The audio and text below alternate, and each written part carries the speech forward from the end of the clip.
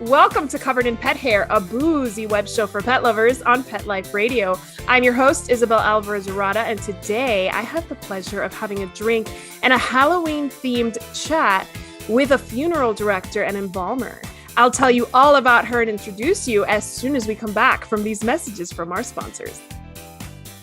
Welcome back to Covered in Pet Hair. I'm your host, Isabel Alvarez-Urata, and today I have the pleasure of having a drink and a chat all about Halloween, celebrating Halloween, Dia de los Muertos, life, death, with a pet parent, an adventure seeker. She's a foodie, a coffee and tea drinker, an adrenaline junkie.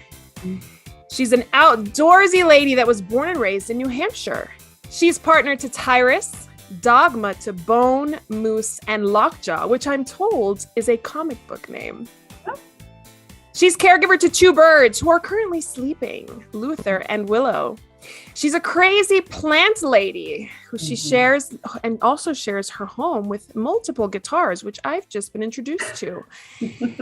She's the coolest guest I think I've ever had on the show. She's a funeral director and embalmer with Life Forest, an alternative burial ground working toward bringing burials and conservation together. Her name is Traci Denver. Welcome, Traci. Hello. Thanks for having me. Oh my gosh, I'm so excited to talk to you. And I'm so excited that we were introduced by my friend, Wendy Vanderpool, who, if you haven't seen her shows or listened to her interviews, she's done 2 of them on Covered in Pet Hair, and you need to check out Wendy. So shout out to you, Wendy, for introducing me to Traci. And I cannot wait to celebrate Halloween with you because I hear you're a real big fan of scary movies and all that. But before I get into any of that, I want to play a drinking game with our audience. So anybody participating in our drinking game today, anytime you hear this word, make sure you take a drink of whatever it is you're enjoying. But please be 21 and over to participate. Never drink and drive, and always drink responsibly. What are you drinking today, Traci? Well, I didn't know this was a part of my fun, so I'm about to have a vodka. Let's get you a drink. Yes, let's get you a drink. I'm so excited. I see Tyrus in the background in the kitchen getting you something. So I'll introduce my drink. Bartender. That's perfect. I had to make my own drink today. Can you believe it? How sad. But I made myself something really yummy. It's an autumn Manhattan. Ooh, I love Manhattans. I know. So do I. This has actually an apple brand of apple liqueur in it instead of all bourbon. So it's kind of got like an apple flavor to it, which makes it autumn and on theme.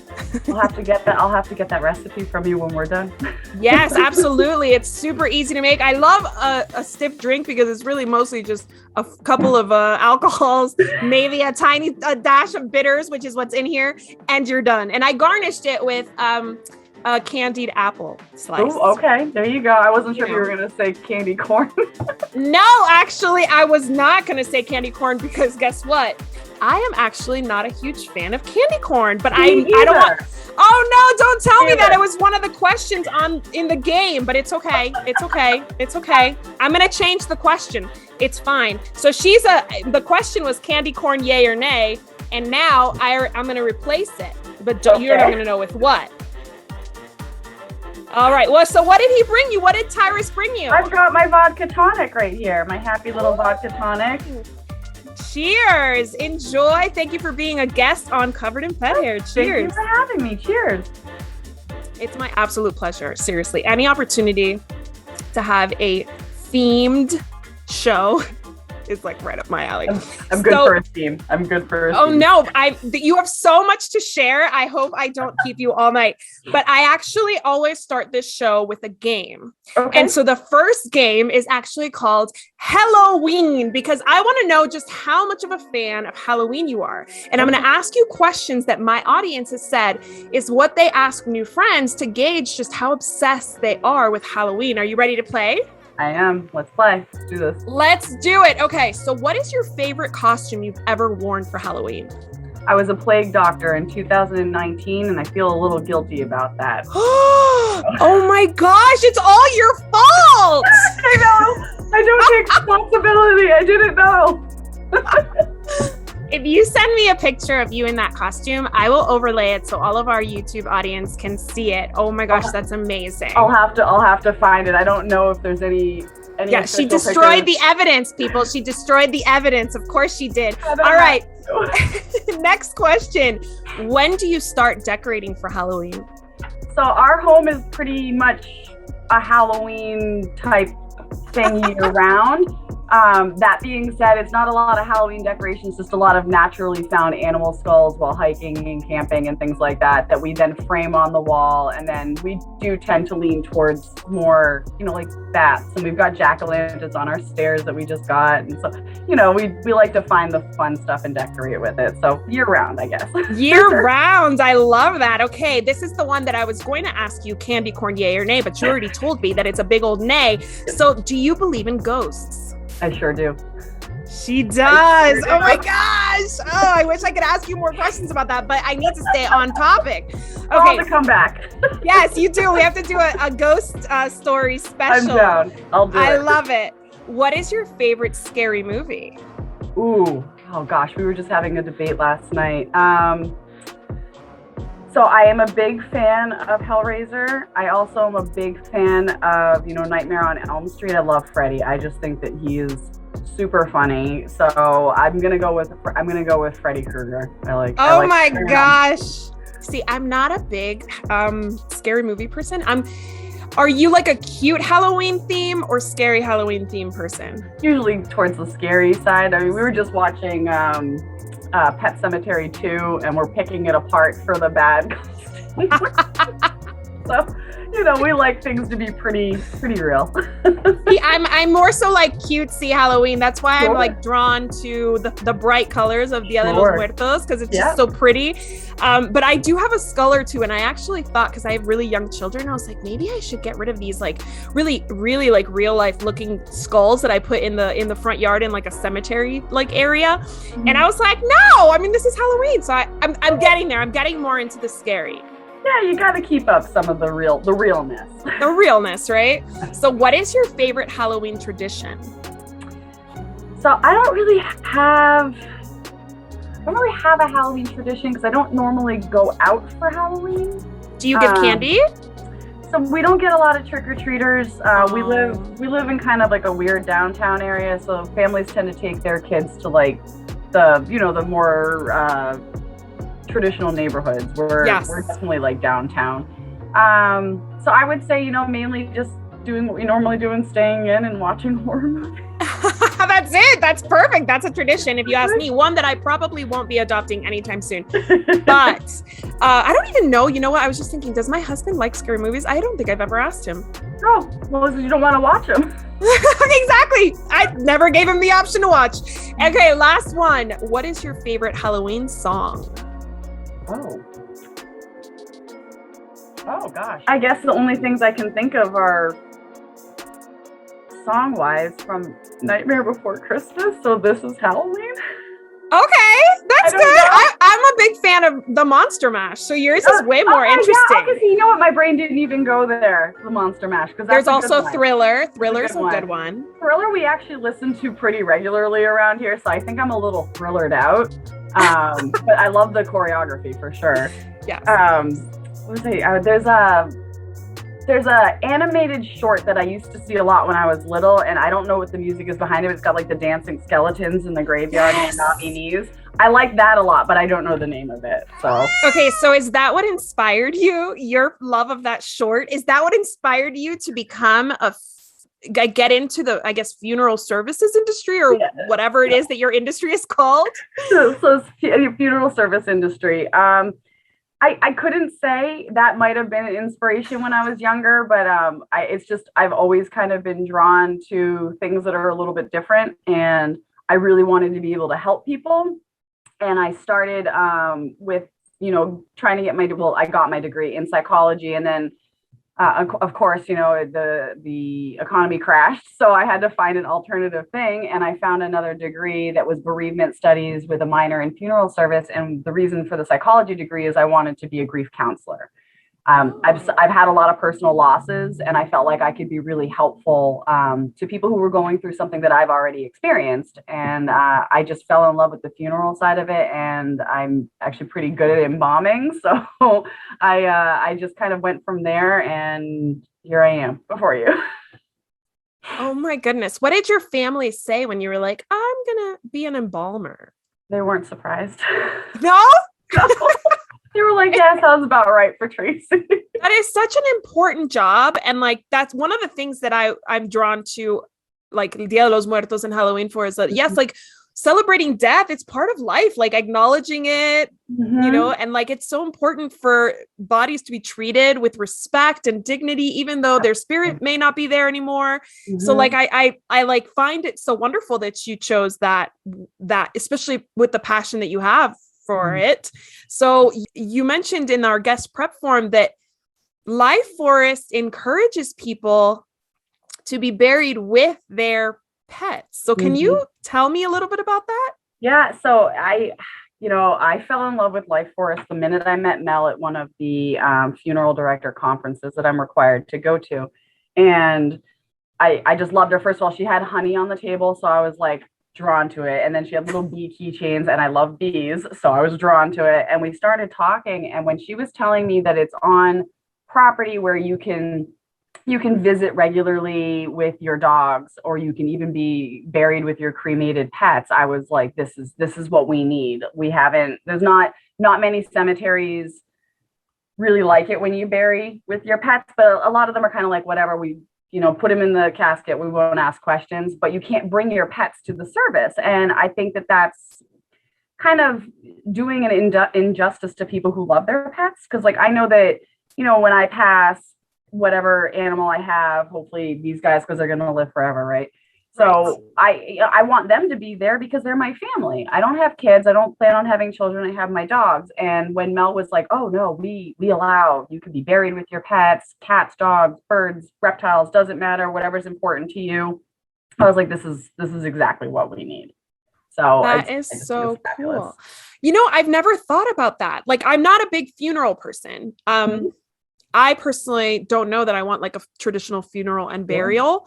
But I've never thought about that. Like, not being able to bring your pet to your funeral, maybe could even leave your pet with a lot of questions to your, and people think I'm weird because I say the same thing, because I managed a funeral home before I started my own business. And it's actually when I was managing that funeral home that I met Mel, and I had told her that our funeral home was pet friendly, because I was a firm believer in, if you're coming to make funeral arrangements for your loved one, you should be able to have your comfort pet with you, or even their pet with you. And as long as your pet's well behaved, I don't see any reason why they can't be in the funeral home.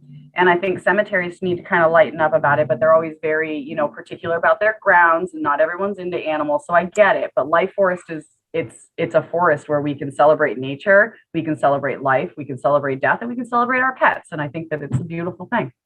That is so, so, so awesome. So logistically speaking, burying your pet, like it would be a cremated pet that you had kept their ashes. It's time for you to go, and you can put it in your will or tell your loved ones that you want them to be in the casket with you. Is that how that works? You could have them in the casket with you, or, like I don't want a traditional service either. As much as I enjoy my job, I want to be cremated, and I literally want to be intermingled with all of my pets. So I always say I want to be shake and baked. Like, I want their ashes in, I want them in a bag, and I want to be like, boop, boop, boop, boop, boop, boop, boop. We're all together forever.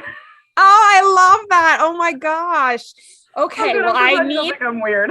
No, not at all. I've never thought about that. So recently, who was I talking to? I can't even remember, because apparently I talk about this a lot.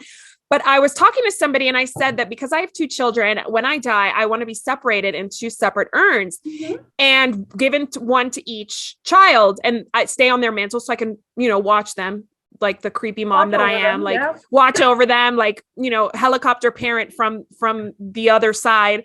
But somebody told me, and I can't remember who it was, so I'm sorry if you're watching this and you're the one who told me this, but they were like, no, that's not recommended, because then if your ashes are separated, I think it was our nanny. I think it was my nanny, Nettie. And she said that if your ashes are separated, you never quite rest. So your soul never rests. So if your pets are in there with you, you rest even more. Like you rest even better. Complete comfort. Comfort and security. Oh yeah. Exactly. Yeah. Do you not believe that whole? So I've heard it before. And there's certain cemeteries that if you are going to bury ashes, they actually will not take any partial ashes. So you have to either keep the ashes together or be willing to lie, which I'm not a liar. So like, I don't do it, but especially when we're talking about the afterlife, I think that's like a weird time to lie. Certain cemeteries just have their own rules and regulations. But I personally think just spread yourself everywhere. It's your energy going everywhere, right? And then you get to be with everyone and be everywhere you've wanted to go. Like, if I don't get to travel as much as I want, bring some of my ashes to places I wanted to go. That would be fun. That's true. I like that idea. Just like take me with you and sprinkle me every so often. Well, I have to take a break, but I do have actually more to discuss about rituals and traditions post-mortem. Okay. So let's take a break. Please don't go anywhere. We will be right back after these messages from our sponsors. Welcome back to Covered in Pet Hair. I'm your host, Isabel Alvarez-Arada, and today I'm having a conversation with a real-life funeral director and embalmer who is a little bit Halloween all year round and talks about life and death all day long. And so I thought that was the perfect theme for Halloween this year because I love to celebrate life and I love to celebrate death in the tradition of, I'm in El Paso now, so in the tradition of the Mexican culture that celebrates life after death with Dia de los Muertos. But it's not just the Mexicans that have these traditions, Traci. It is a lot of cultures that I'm sure you're aware of. But I need to play a second game with you where I'm going to quiz you on your knowledge of world traditions in a game called To Die For. Because some of these are so awesome, they're almost good enough to die for. I hope none of my professors are going to see this, because if I don't know something, they're going to be real mad at me. The good thing is it's true or false. This is from Britannica.com. So please do not hold those professors. If they're watching, don't hold it against me if these are not accurate. You take it up with Britannica, okay? Let's do this. Let's do it. All right. The first one is sky burial is common in Tibet amongst Buddhists who believe in the value of sending their loved ones' souls toward heaven. In this ritual, bodies are left outside, often cut into pieces, for birds and other animals to devour. This serves the dual purpose of eliminating the now empty vessel of the body and allowing the soul to depart, while also embracing the circle of life and giving sustenance to animals. True or false? True. Very good. It is true. I kind of like that. Except for one of my favorites. What's happening behind me here? Best Halloween song. Misfits Halloween. Sorry. Misfits Halloween. He needed to make sure that we knew that. So I don't even know if I know that song. You'll have to check it out. Oh my gosh. Yes. Okay, everybody. Yeah. Misfits Halloween. We got to listen to it. All right. All right. Here's the second one. Dancing with the Dead best describes the burial tradition in Madagascar of Famadihana. I hope I'm pronouncing that correctly. If I'm not, forgive me. The Malagasy people open their tombs of their dead every few years and rewrap them in fresh burial clothes. Each time the dead gets fresh wrappings, they also get a fresh dance near the tomb while music plays all around. This ritual, translated as the turning of the bones, is meant to speed up the decomposition and push the spirit of the dead toward the afterlife. True or false? I believe that's true. It is true. So what song would you want played at your turning of the bones? Ooh, what am I dancing to? I like me some maybe Fleetwood Mac Dreams. Or we could go with maybe we'll do the Misfits Halloween. Why not? Oh, I love it. So I was talking to my sister who loves Halloween in preparation for this, and she was like, I want some like opera. And I was like, okay. And I said, I want merengue. I'm like, I can't think of I cannot say the words turning of the bones without like shaking my shoulders. Yeah, I guess, yeah, I could see that. Yeah. So I need like a Ricky Martin or something. Something like all right. Fancy. Yeah, I need something really upbeat. I mean, I'm dead, but like the people around me. Okay. Next one, the cultures, especially in Nordic countries, have embraced water in their rituals of choice for the dead, from laying coffins atop cliffs face toward the water. And some of them set bodies adrift in death ships, either along a river or sent out into the ocean, giving the bodies back to the gods or to places that they valued in life. Is this true or false? So, it's a good question. I believe it's true, but I've never actually looked into it. I've always just heard stories about it. So it apparently, according to Britannica.com, it is true. It is true of Nordic countries. And I'm certain that at this point in history, there are regulations about putting dead bodies out to sea. But at some point when that wasn't regulated, it certainly happened. Maybe now they just bury them on a cliff overlooking the ocean. Yeah. Yes. Okay, next one. A tradition in Aragon, Spain involves parading the dead through the streets. The bodies dressed in colors of the Spanish flag, red for purity and yellow for knowledge. True or false? I believe that's false. That is false. I totally made that up. This actually is done in a city in India in an effort to encourage the souls to reach salvation. But they're actually wearing it's not the colors of the Spanish flag. They wear different colors to represent different things. And red in their case represents purity and yellow represents knowledge. But there are other colors that they use. So when I saw red and yellow, my family's from Spain, I was like, okay, I'm making this one the false one and I'm using the Spanish flag. All right. Next one. One Zoroastrian tradition requires vultures to keep its ancient burial ritual alive. In that tradition, a dead body is believed to defile everything it touches, including the ground and the fire. And raising a corpse to the sky for vultures to devour was historically the only option. Bull's urine is used to clean the body before tools, which are later destroyed, are used to cut off clothing. The corpse is then placed atop a tower of silence, out of the way of the living who could be tainted by it. True or false? That reminds me of something that I know of, but it's not 100% the thing, but I'm going to go with true. It is true. What is it reminding you of? So I can't remember what culture, and this is where I'm like, my professors would get so mad at me, but there was a culture that has what they call almost like a circle of death, but it's built up and away, and they lay the bodies out for nature to take its course, such as birds coming and taking and so on and so forth. And then somebody periodically goes up and actually sweeps the bones into the middle of the circle, because it's just a circle with this big hole in the middle. I cannot remember what culture it is. Ooh, that's really cool. But so that reminded me of that. It's like they go literally right into the ground, like slowly one with the earth. They basically believe, from what I remember, again, they basically believe that the removing of the flesh and the organs and the bones and just being left, or not the bones, but everything else, and being left with just the bones is the proper way to release the spirit. Ooh, okay. All right, next one. We have two more left, and I'm going to read them all because they're kind of fascinating. All right, next one. South Koreans have taken cremation a step further by turning the ashes of the deceased into beads. These beads have a bit of shine to them and come in an array of colors, from pink or black to turquoise. Placed inside glass vases or even open in dishes, the beads can take center stage inside a home, a more decorative choice than a conventional urn. True or false? So again, I've heard of this, but I've never actually seen this, so I'm going to say false.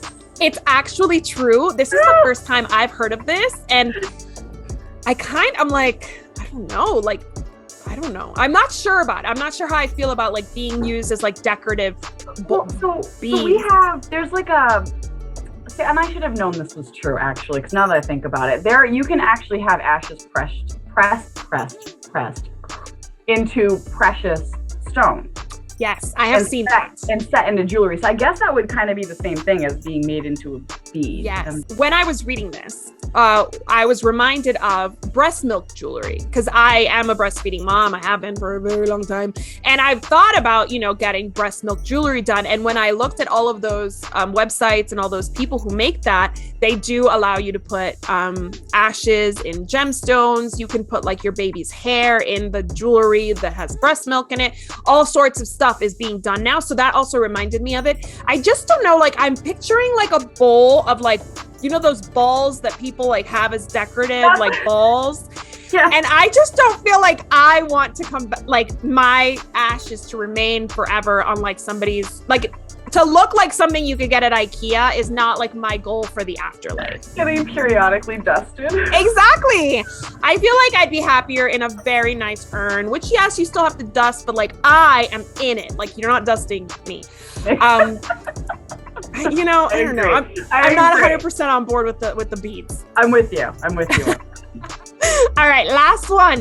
The Tiguan people of the Philippines dress the deceased in the fanciest of clothes and sit the body on a chair, often placing a lit cigarette in the lips, while the Benguet people blindfold their dead before placing them in chairs at the entrance of the home. True or false? True. It is true. It's very Weekend at Bernie's. Mm-hmm. You got him to laugh. That's true. The only thing I can think of. Didn't those people? If you're too young for Weekend at Bernie's. Oh no, I know Weekend at Bernie's. Okay, so get it. I mean, obviously he knew it because he laughed. But like, didn't they put a cigarette in Bernie's hands when they sat him out at the beach? I don't know. Did they put a cigarette in Bernie's hands? Maybe yeah. He said, "Leave him out of it." He doesn't know. I feel like they did. So like immediately I was like, Weekend at Bernie's. They did. Okay, you see, people watching are gonna age themselves, date themselves like I just did, because that is a very old movie. Well, good job. You got almost all of them right, and the only ones you got wrong is because you were like, I'm not 100% sure, but it sounds familiar. So excellent work. Your professors would be very proud. I'm proud. Yes, no, you did awesome. Okay, so for those who have not watched my show before or listened to my show before, I always interview my guests before I interview them because I send them like a prep form. And Traci, when you filled out your prep form, you told me that you're a big supporter of pet funerals. Can you tell me a little bit about why that is? So it's I think just my love of animals. I think that while I was studying bereavement and grief, we talked a lot about like, misplaced grief and like disenfranchised grief. And I think a lot of people underestimate how attached others can be to their animals.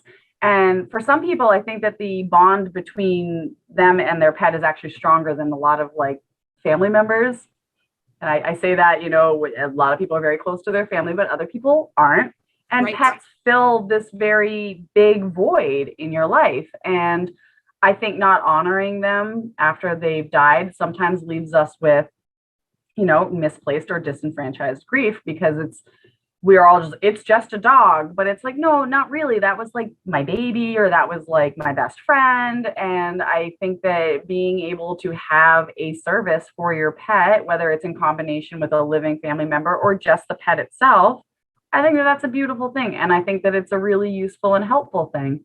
And when I first got into this industry, I wrote almost all of my papers about pet funerals, pet death, pet cremation, incorporation of pets into funeral homes, just because I feel that strongly about it. Like, I've had dogs my whole life, and I miss and love every single dog I've ever had.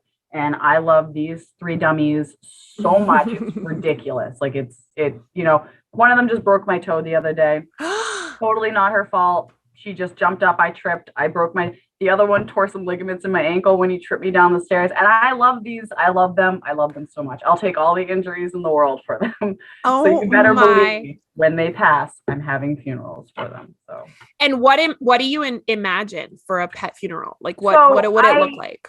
I'm friends with other fellow embalmers online, and I do see others who actually choose to embalm their pets. I don't think I would do that. I would definitely do a cremation, and I would probably host an event outside of a funeral home. I don't know, because I don't work at one anymore. I don't think I would really do the funeral home, but I would probably host an event for anybody who knew my pets and invite them for dinner, and then I'd keep their ashes until it's my time and I'm going to be buried with them.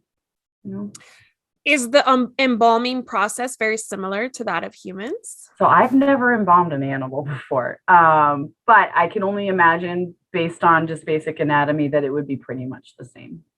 I know about you through Wendy. I know about Life Forest through Wendy because what you're doing up there is very different than most burial grounds. And it's obviously more family friendly, pet friendly.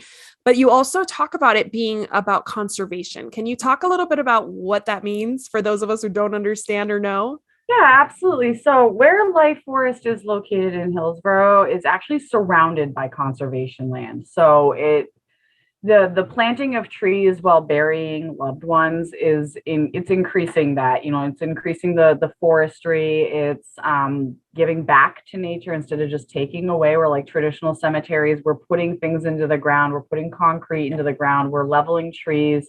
This is We're bringing up trees, and those trees are representing our loved ones, and it's making us come out into nature and really appreciate nature, which I think is important in life. And if you can go somewhere regularly where like your pet's welcome and you're welcome, and you can go kayaking on the beautiful river that runs near it, or you can walk the many, many trails. And then I think it's every either first or last Sunday, forgive me, Mel, they have acoustical concerts out in the forest. So you can actually go, once a month and visit your loved one and hear live music, and then potentially meet other people who are, have family members buried there, or just people who enjoy the conservation aspect of it.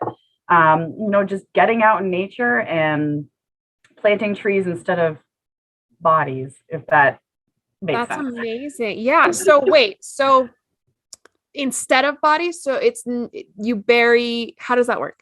So right now there's no full body burials. It's something that they're working towards. I think in the future it's definitely something that they're interested in. But right now it's just cremation burials. So you have a couple options when you go there, where you can either purchase what's called a single burial plot in they have what's called, I'm gonna double check to make sure I'm not saying this wrong. Their evergreen memorial garden and their pollinator garden. So the pollinator garden, again, is to encourage bees and other pollinators to come, hummingbirds and things like that, to help keep the forest alive. You can actually bury ashes there or in their pine memorial section. Or alternatively, you can purchase an actual tree of your choosing, and they've got a lot of different options from a local arbor, which is awesome.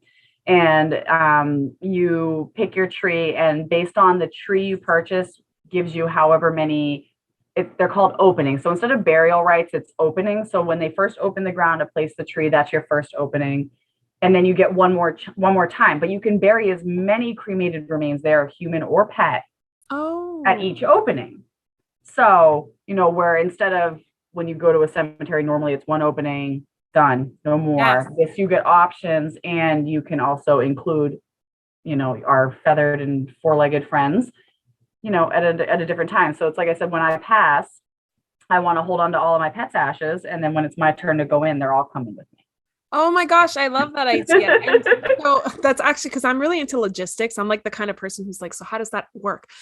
So you can, let's say the timing doesn't always add up, right? Like, let's say that a person passes before their pet, but that is their pet. That pet can be added later to that. As long as it's within the opening. So there's certain footage based on the size of the tree's root system. Right. So you get like a 7x7, and I'm cheating. A 7x7, you get two openings. So the day you bury or plant the tree is your first opening, and then you get a second opening whenever after that. Okay. And then the next one is a 15x15, and you get three openings. So again, the day that the tree is planted is the first opening, and then two following that. But you can place as many sets of ashes as you want at every opening. So that's which is amazing for families who want to stay together. Yes.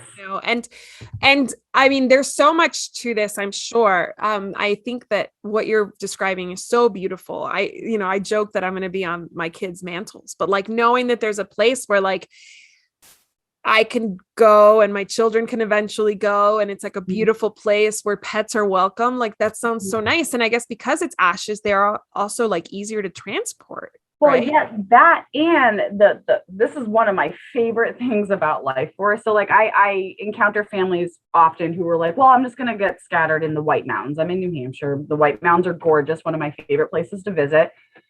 But when you do that, first of all, I'm not saying don't do it. I'm just saying when you do that, you don't necessarily know where they are, right?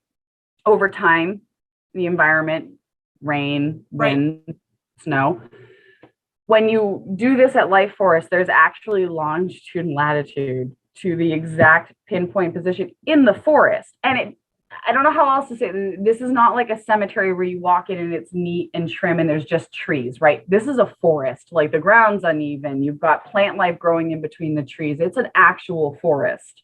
And kind of going along with your Day of the Dead theme, there are people who go there and they put up decorations almost like those altars that they do. People go and they plant, pollinating flowers. And it's a really beautiful place to visit, to not only visit with your loved one, but I kind of catch myself going to everybody's tree because you get a little QR code that goes in a little metal rod next to each tree, and you can scan it and you can read their obituaries and you can find out about them and see pictures of them.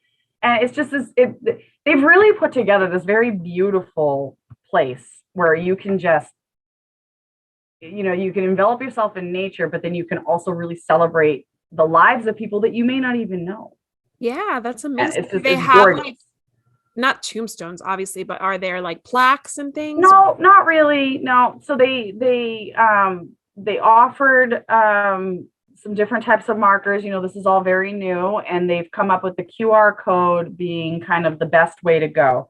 But they're very open there. So, there's if you were to find somebody who could make you something that could stick to the tree, they would be fine with it as long as it wouldn't damage the tree. Right. They try not to do too much decorating of the area because we are trying to keep a forest feel. But that being said, there are still some that you come and visit and you'll see they put up like a wind chime on like a little hook and like a picture. There's one with a little flag that talks about their dogs. Like it's just, it's very sweet. It's a very nice place to visit, and it's just so quiet and calm, and the river is gorgeous. So the idea is, I guess, getting out in nature and healing. And it really is. And nature is healing. Yeah, it really is. I love that so much. So tell us, how can anybody in New Hampshire or anybody nearby or anybody who's interested in learn more about Life Forest? Yeah, so you'd want to just contact Life Forest. Their website is thelifeforest.com. I don't know if that's going to show up. Yes, I can add it too, but yes, it does show up. And you'll get a response pretty quickly. They're, very caring and wonderful people who work there. I'm the resident funeral director there. I try to be as active as I can. But yeah, definitely visit the Life Forest. You're also welcome to, email anyone who has questions. They can email Life Forest. I would say email me, but I don't know quite as much as I would like. So, I don't know if I'd be a great resource, but Life Forest, they are fabulous, and chances are I'll probably be there when the time comes. So is this a place where people can go visit to oh yeah, it's I believe it's 200 Beard Road in Hillsborough, New Hampshire. It is open to anybody and everybody to enjoy the conservation land, the river, the hiking trails. Definitely, please, if you visit, respect that it is a cemetery. Carry in, carry out.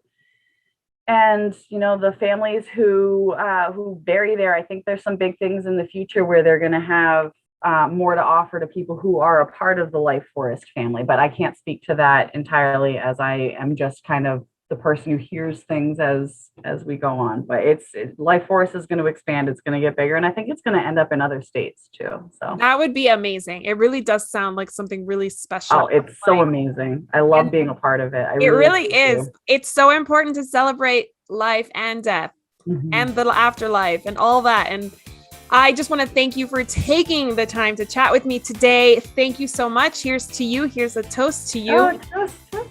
And to all the good things you do, because it's really important to celebrate and respect and send our loved ones off with dignity. So cheers. Thank you for that. Cheers. I also want to propose a toast to our executive producer, Mark Winter, for making this show possible. Thank you, Mark. Here's to you. Ching ching. To Mark. to Mark and to our listeners on Pet Life Radio and to our viewers on YouTube. Thank you for spending your time with us. We hope you have a happy and safe Halloween, and we'll see you next time. To learn more about Covered in Pet Hair, please visit coveredinpethair.com or petliferadio.com. Thanks for watching, and we'll see you next time. Cheers!